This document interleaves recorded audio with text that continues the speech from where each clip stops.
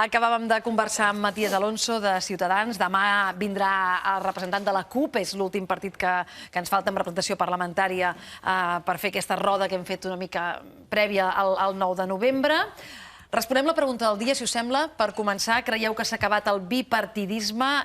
És aquest cis d'ahir, era un cis molt esperat. Va haver-hi un cert rebombori perquè sembla que havia de sortir dilluns i els resultats no sé si van aconsellar mirar-se'l una mica més de detall. No sé com va això, és a dir, com pot ser que estigués previst per dilluns? La cuina ha estat molt elaborada, no?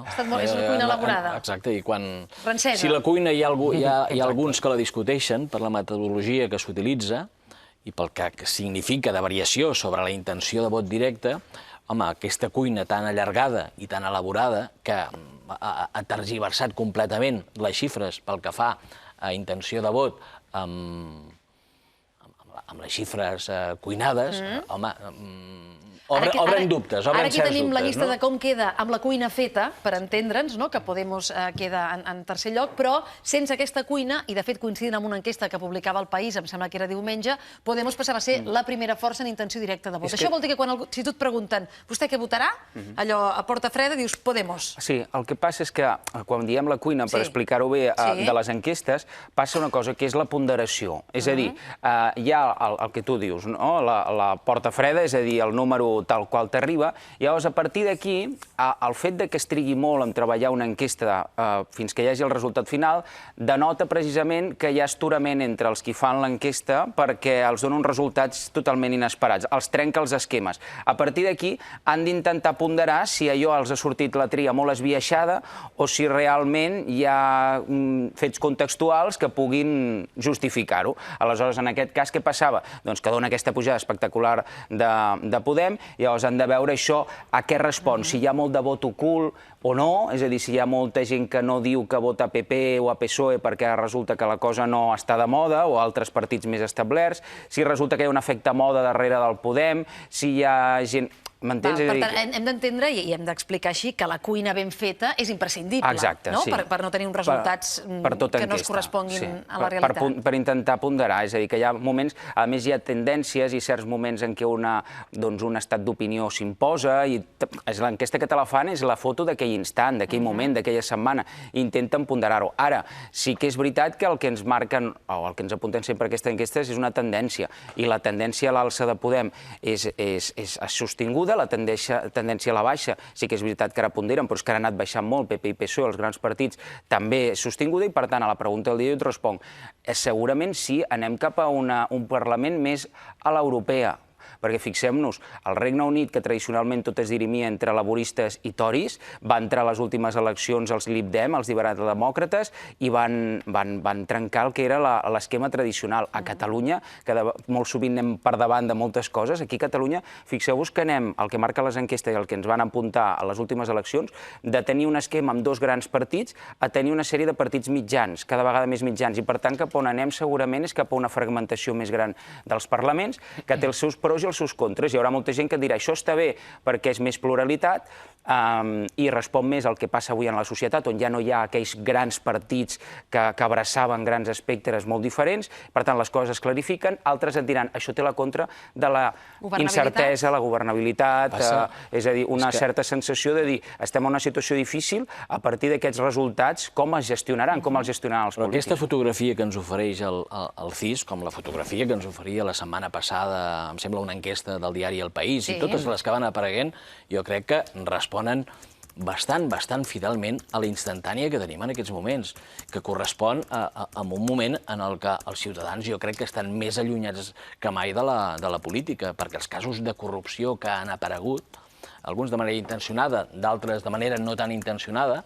perquè jo no sé si els aparells de l'Estat al final poden controlar fins a límits tan insospitats el que és l'estament judicial. Jo crec que hi ha una part de l'estament judicial que sí que respon a pressions polítiques i d'altres no, però la fotografia que tenim en aquests moments, l'apreciació que hi ha d'haver per part dels ciutadans respecte a la classe política, de manera, jo crec que equivocadament generalitzada, és terrorífica, és tremenda, no? Quants imputats hi ha en aquest país en aquests moments per casos de corrupció? Quants d'aquests pertanyen al partit del govern a Espanya, al Partit Popular? Per tant, jo crec que de manera innata un ciutadà al qual se li pregunta qui votaria en aquests moments, de manera innata respon el que respon. Que després, amb el temps, això se suavitzarà i d'aquí la importància de la cuina, depèn de com es faci, i el resultat final que es produeixi, jo crec que variarà moltíssim. Però en aquests moments jo crec que estem a la cantonada del precipici pel que fa a confiança dels ciutadans respecte a la seva classe política, en aquesta enquesta pel que fa a Espanya. És veritat que la cuina és imprescindible, però també té un grau d'incertesa, perquè aquesta cuina es fa sempre a partir de l'anàlisi de resultats anteriors i Podemos abans no existia. Per tant, primer tens el dubte d'on surten aquests vots de Podemos, ja saps que han aparegut d'altres forces, i també perquè Podemos arrossega els no votants, a molta gent probablement que abans no votava i que per tant no havies comptabilitzat. Així que és veritat que aquesta cuina també s'ha de posar una mica en quarantena perquè està feta des de la intuïció, gairebé més que de l'anàlisi estricta de les dades. Sobre la fi del bipartidisme i aquesta emergència de Podemos, jo crec que és una progressió d'allà ja on veníem. La crisi del bipartidisme és molt anterior fins i tot a aquesta emergència absoluta o aquesta efervescència de Podemos a partir de les europees, perquè crec que fa un any, era la tardor passada, el País ja publica un baròmetre que demostra o que diu que si hi haguessin unes eleccions en aquell moment, la suma de vots o d'escons de PP i de PSOE no arribaven a la majoria del Parlament, no arribaven al 50% del Parlament. Per tant, el bipartidisme es trenca ja fa un any abans d'aquesta emergència. El que representa aquesta irrupció de Podemos és que hi ha un tripartidisme clar, que abans no existia. I després, a nivell sociològic, el que també inclou... Històricament, no sempre aquest bipartidisme ha estat tan real. Espanya s'ha governat amb alguna crossa que en algunes ocasions ha estat... Però eren les crosses minoritàries, però eren crosses minoritàries que aguantaven les dues Espanyes, no? O donaves suport al PP o donaves suport al PSOE. Però que donaven estabilitat a un govern. El que és curiós de tot això que està passant ara és que per primera vegada entra en el debat una gran coalició PP-PSOE. Per primera vegada algú es planteja si les dues Espanyes han d'anar juntes per defensar un statu quo que se'ls hi belluga. I això sí que em sembla a mi políticament i sociològicament que és un canvi molt important en el panorama. Sí, l'anàlisi, si tivem el fil de la pregunta del dia, ens portaria a pensar si veieu possible en l'horitzó la gran coalició. Joan Maria. Sí. A veure, per completar els ingredients de la cuina, hi ha una altra dada que cal tenir en compte. Entre els indecisos i els que no saben no contesten d'aquesta enquesta superen el 30%. Evidentment, quan es cuina, aquest 30% s'ha d'adjudicar a algun partit que quan hi hagi les eleccions rebrà aquests vots que ara no estan determinats. Llavors això es fa, com has dit tu, o bé amb referències de vots anteriors o bé amb altres càlculs. I, per exemple, encara més, també es té en compte el moment en què es fa aquesta enquesta. Per exemple, l'enquesta aquesta del CIS es fa en un moment en què esclata la crisi de l'Ebola i quan esclata la crisi de les targetes negres. Amb la qual això, el cuiner veu que pot haver un vot de càstig respecte al PP. I respecte dels indecisos pot haver un vot ocult respecte al PP. Per això el PP amb vot directe perd, però quan es cuina, el cuiner diu que pot guanyar. Això hauria d'afectar el vot directe, però no a la cuina. Jo que entenc que... No, afecta a tot. Per això, quan es posa tots els ingredients damunt de la taula, el cuiner, que després podem valorar com són els cuiners del CIS i com són els cuiners d'altres entitats, perquè de cuiners n'hi ha de diferents maneres. El CIS es valora com una de les millors enquestes perquè se suposa que són funcionaris i, per tant, no estan contaminats per un encàrrec d'una empresa o un partit concret que encarrega una enquesta determinada. Els periodistes el primer que fem quan rebem una enquesta o quan s'agrega és qui l'ha encarregat, perquè ja normalment també és el problema dels enquestadors, tenen un problema com els auditors, que normalment intenten contentar el que els hi ha fet l'encàrrec. En el CIS, i fins ara, i tampoc ningú ha posat en crítica, es valora de forma especial el resultat pel caràcter funcionarial i, per tant, independent dels que fan la cuina. d'acord? Però jo entenc que la cuina hauria d'estar influïda més pels resultats històrics, pels condicionants anteriors dels anteriors comicis i el comportament electoral dels ciutadans, que no pas pel moment que es viu en el moment en què es fa l'enquesta. Això hauria de condicionar el vot directe. Ja, però Joan Maria, d'aquí la diferència entre votar en aquests moments perquè castiguem amb algú o d'aquí 2 anys quan hi hagi les eleccions o d'aquí 6 mesos. Però el fet demostra que un fet pot variar en 24 hores el resultat d'unes eleccions. I això ja hem tingut experiències en aquest temps. Per exemple, per abonar el que estàs dient, que estic molt d'acord, només ens hem d'imaginar, sort que no ha passat, però imaginem-nos que aquesta notícia que avui hem donat de la roda de premsa de l'infermera que va contraure l'èbola, que ella hagués mort. I l'enquesta es va fer en aquell moment, no? L'impacte que hagués tingut la mort d'aquesta noia en el context en què es va fer i amb tots els comentaris que van fer aquell conseller de Sanitat tan despectius i desagradables sobre ella, etc. Tot això hagués tingut una influència capital sobre el resultat d'aquesta enquesta i encara hagués donat, segur, un resultat molt més favorable a Podemos, en intenció directa, etc. i hi hagués la cuina. Ara, jo sobre la cuina voldria dir alguna cosa, he dit tots coses molt interessants. Jo no soc sociòleg, però sí que, esclar, fa anys que seguim tot això i anem llegint i anem veient coses. A mi el que més em fascina de les enquestes és que, si bé n'hi ha de més professionals i n'hi ha de més polititzades, però el fet és que hi ha alguna cosa que té molt a veure amb la circumstància concreta del moment de la votació.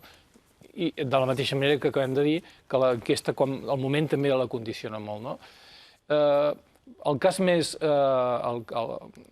I en aquest sentit, el que em sembla més interessant és, per exemple, valorar com es pot, diguéssim, cuinar amb intencionalitat política una enquesta i com no es pot fer el resultat electoral, no? Per exemple, tenim la del CEO, que va fa pocs dies, no? Donava un gran avenç a Esquerra Republicana, que ara veiem pel CIS que no sembla tan evident, no? Sinó més aviat al contrari, però donava un salt ja qualitatiu, perquè si bé no s'acosta als 50 diputats que ara té CiU, s'acostava als 40. Per tant, aquesta hiperfragmentació catalana, que ja fa anys que tenim, no es manifestava tan cruament com semblava, no? Semblava que havien de sortir empatats, no, ja sortia Esquerra bastant destacat. Bé, aquí és evident que això té una lectura política. Jo tinc un amic sociòleg que es va llegir les tripes de l'enquesta, no el resultat cuinat, i aleshores em diu, no entenc, és un amic meu i a més és un professor i me'l crec, no entenc com és que surt tan primada d'Esquerra. No ho entenc, diu, és un sociòleg, i em deia, només hi sé veure una intencionalitat política. En aquest moment, en certa manera, de manera indirecta s'estava dient... El cuiner és republicà. No, al contrari. S'estava dient... S'estava dient, Esquerra, vols eleccions ara? Tinga-les. Tindràs... Hauràs de manar. Hauràs de manar i veurem exactament com tu fas per tot allò que critiques després implementar-ho. Per tant, ara, en relació a la qüestió de la cuina, també voldria dir una cosa. Hi ha un cas clàssic que se citen els experts, que és sobre la majoria absoluta de l'Aznar. Quan va ser el pacte del Majestic? El 96. El 96 l'Aznar va guanyar per majoria molt limitada, bastant curta, de manera que necessitava molt els vots de Convergència i els va obtenir en el famós pacte del Majestic. 4 anys després, el 2000, majoria absoluta. Doncs bé, l'Aznar va tenir els mateixos vots amb la majoria simple, justíssima, que amb la majoria absoluta. Què vol dir això? Que el resultat d'una enquesta et dona unes tendències, però que aquelles mateixes tendències, depèn de com sigui la circumstància, que hi ha una abstenció qualitativa que beneficia un partit o bé perjudica altres partits. Simplement el tipus d'abstenció, com políticament com s'executa. Per tant, és una cosa molt complicada. I per acabar, el que volia dir simplement és això que ha dit la Carme abans.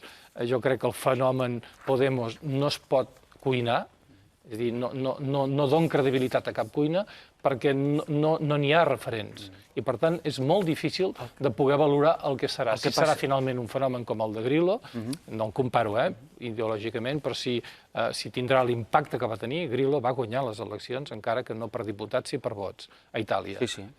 I jo crec que això es pot predir, però, diguéssim, cap enquesta ho pot preveure. Fixa't, Antoni, aquí hi ha coses amb les enquestes, evidentment estan influïdes per factors conjunturals del moment en què es fan aquelles enquestes, però també hi ha fets que quallen i que van deixant un pòsit. Per exemple, amb el cas políticament, de valoració. En el cas del tripartit, us en recordeu, als primers temps del tripartit, va tenir un inici molt convuls. Allò dels mítics 100 primers dies, va passar allò de Carot a Perpinyà, et cessen el vicepresident, etc. La gent passen moltíssimes coses cada dia, i nosaltres, que som els periodistes i ho seguim, en som conscients, no? És a dir, passen tantíssimes coses que al final de la setmana, algunes que al principi de setmana semblaven que s'havia d'acabar el món, ja ni existeixen, desapareixen. Per tant, si a la gent li demanaves, escolta, cita'm un parell o tres al final de la legislatura del primer tripartit, el president Maragall, cita'm un parell o tres de crisis del tripartit, segurament no te les sabien dir, però havia quallat el concepte crisi annex a aquella fórmula de govern. El que passa avui en dia amb els PP i el PSOE és que segurament la gent ja s'ha perdut entremig de tants casos de corrupció. Segur que no et saben dir molts noms, ni molts casos de les targetes Black, els EREs d'Andalusia, però sí que ha quallat que el sistema està en fallida o que aquest sistema està en fallida. I això, en certa manera, és el que fa que formacions com la de Podem tingui una força plus, que segurament més enllà del moment ja ha tingut un pòsit, una base, que això li donarà uns resultats electorals segurament superiors als qui s'esperaven, a l'establishment o als qui cuinen les enquestes, perquè ho deia bé l'Antoni, les enquestes poden servir per dues coses, o per desmobilitzar vot o per arrossegar vot. Aquí no farem classe de política, però ho expliquem divertidament. Hi ha dos casos que són l'efecte underdog i el bambagun, que diuen els americans. Hi ha l'efecte underdog, és a dir, és quan hi ha un personatge que pinta les enquestes que va per baix, pot generar una mobilització de la pròpia base que diu no pot ser que guanyi l'altre, hem de mobilitzar-nos. I al revés, el bambagun és quan l'efecte moda, l'efecte èxit d'apuntar-se al cavall guanyador, i quan un apunta a les enquestes que guanya, que hi hagi molta gent que s'hi afegeixi. És molt difícil de calcular aquest efecte, però, diguéssim, hi juguen els mitjans, hi juguen els partits quan fan les seves enquestes, i juguen també, entitats com el CIS, que sí que tenen, evidentment ho deia en Correal molt bé, tenen gent que hi treballa, que ja és com tècnica d'aquest món, però tenen sempre una direcció política. Al voltant d'això, clar, en el cas de Podem, fixeu-vos ahir una notícia, el senyor Alfonso Guerra que marxa, i ell deia, escolti, diu, jo podré dir una cosa que les noves generacions no podreu dir, Diu que jo he cotitzat ja 50 anys, diu, està bé això, Clar, 50 anys dels quals 35 llargs, diguéssim, vivint de la cosa política, o treballant a la cosa política, Això són coses que avui en dia hi ha una nova generació, que és de la que agafa una part del nou vot, també Podem, que ni s'ho planteja. És a dir, el més estable a les nostres vides és la inestabilitat. Però ja no només des d'un punt de vista d'incerteses vàries... I a vegades la incertesa, directament. Sí, la laboral, i per tant, aquesta política professional no s'identifica amb això de Podem. Aquest senyor va dir una cosa en una entrevista fa poc que alguns la van criticar molt, però que si te la llegeixes per una altra banda pot ser positiva, que diu, jo si no guanyo les properes eleccions me'n vaig. Que hi ha molta gent que diu, home, aquest home és un totalitari, aquest personatge, què passa? Que si no guanyes tu, llavors ja no has de fer política. Però molta gent ho relaciona amb aquells polítics que s'aferren a la cadira sempre, no? I gràcies a Déu que passa això. Sí, ara, només una cosa... El senyor Alfonso Guerra el coneixem, però hi ha una quantitat de polítics que formen part de l'establishment polític espanyol, que formen part del Congrés de Diputats o del Senat, que no hem vist mai, que no han aparegut mai. I a la Iglesia, el Pablo Iglesias... El la vida política catalana alguns. El Pablo Iglesias el coneixem perquè ara ell ha viscut ara el moment dolç. Però a partir d'aquestes enquestes que reiteren el seu èxit, veurem primer què passa amb l'estratègia mediàtica, ho hem de dir tot, ells ho han jugat molt bé, però després jo crec que l'han acombollat bastant, des dels mitjans de comunicació fins i tot els més afins al PP s'hi ha jugat molt, això l'Enric Julián ha parlat molt a propòsit del partit alfa, d'aquest partit que el PP es vol esdevenir com jo o el caos, jo o aquests que potencio precisament perquè sé que desgasten el PSOE i me'l rebaixen en expectativa de vot. Molt bé, tot això ha sigut el moment dolç de Podem. Ara ja veurem primer amb aquestes enquestes si el segueixen cuidant tant, i segona, més enllà del discurs PP i PSOE dolents, PP i PSOE corruptes, PP i PSOE casta, Ara que ja ets un actor que apunta maneres de poder ser primer actor, que t'expliquis. I aleshores aquí coneixerem més l'Iglesias i les seves propostes, que algunes poden inquietar. Estem intentant respondre la pregunta al dia, també anant-hi una mica més enllà. Creieu que s'ha acabat el bipartidisme? De seguida continuem, si voleu. Ens faltava una mica entrar en la perspectiva de si PP-PSOE farien un front per salvar l'statu quo i per continuar. Però vaja, en parlarem. Que la Gemma ens expliqui el temps, perquè a Girona ja ens està esperant Antoni Castejón. Ell és portaveu del Sindicat de Mossos d'Esquadra. Segurament el paper que facin els Mossos aquest 9 de novembre és ara mateix potser el que més inquieta en general, no només políticament, sinó jurídicament. Aquest matí el conseller Espadaler ha fet unes declaracions a Catalunya Ràdio que de seguida escoltarem. Segurament tot pot dependre de si al final aquest procés el culmina la Generalitat o l'acaba culminant algú altre. Es delega, per exemple, en el Pacte Nacional per al Dret a Decidir. Segurament pot dependre d'això si fiscals o tribunals puguin emetre alguna ordre que obligui a actuar els Mossos d'Esquadra el 9 de novembre. Voldrem saber què n'opina el portaveu d'aquest sindicat de Mossos. Hi anirem de seguida. Abans, la Gemma, aquests dies... Això què són, cols? No sé ben bé quina fulla és. Jo diria que no, eh? No, col no. Diria que no és una col. He vist... A veure si estaran tocades pel fred, les cols. No, diria que no són cols. És quan són bones? Però sí que tenim aquesta gebre i, per tant, aquestes primeres glaçades que no només han arribat al Pirineu, sinó també cap al Prepirineu i Catalunya Central. Fotografia des de Cardona. Ha baixat el termòmetre avui encara més fred i més fotografies de les glaçades, de les gebrades de primera hora. Fotografia des d'Ivars d'Urgell, una temperatura a primera hora del matí de 0 graus, o també una altra imatge d'aquest panorama, d'aquesta gebrada fotografiada des de Ripoll amb 1 grau a primera hora. Per tant, un fred intens, el que han tingut a primera hora i que encara ara mateix manté els termòmetres força baixos. A alta muntanya, temperatures encara més baixes, 7 graus sota 0 a Espot, a la cota 2.300, amb un 63% d'humitat, però també cap a la Catalunya Central, a Manresa, 3 graus amb núvols baixos, un 100% d'humitat. A l'Estartit, amb vent del nord, la temperatura una miqueta més suau, i si es fixen, també aquestes nuvolades dins del mar, 9 graus, 80% d'humitat, un vent del nord que no acaba de desaparèixer i el que sí que fa és intensificar la sensació de fred. Temperatura també un pèl més suau cap a Cambrils, 11 graus, 64% d'humitat, amb un mestral que també continua bufant entre el Camp de Tarragona i les Terres de l'Ebre. Temperatures baixes, ha baixat més que ahir, 3-4 graus, per tant, aquests valors negatius al Pirineu i Prepirineu en algunes zones fondes, 2 graus sota 0 Guardiola de Berguedà de mínima, 2 a Gombreny, 2 graus negatius al Pont de Suert, 3 al Pont de Suert, 2 a la Seu d'Urgell. Cap a l'interior també les temperatures han quedat per sota dels 3-4 graus. 2 graus a Girona, 2 de mínima a Lleida, 2 a Cervera, 0 a Viladrau, 3 a Vilablareig. I en canvi a la façana litoral també s'ha notat el descens del termòmetre, però encara mantenim aquests valors per sobre dels 10 graus, per exemple, a Barcelona, 11 a Mas de Barberans, 11 a Roses, però en canvi 4 a Cunit i 7 de mínima a Tarragona. Per tant, un fred ben viu, unes temperatures que avui han arribat al seu... han tocat fons, podríem dir, perquè demà tindrem més núvols i, per tant, la propera nit i matinada ja no baixarà tant el termòmetre. Anem a veure la imatge del Meteosat, comprovem com el front es va allunyant i ara mateix tan sols algunes nuvolades, alguns ruixats que ja durant la nit i matinada han anat descarregant entre la costa central i les Balears.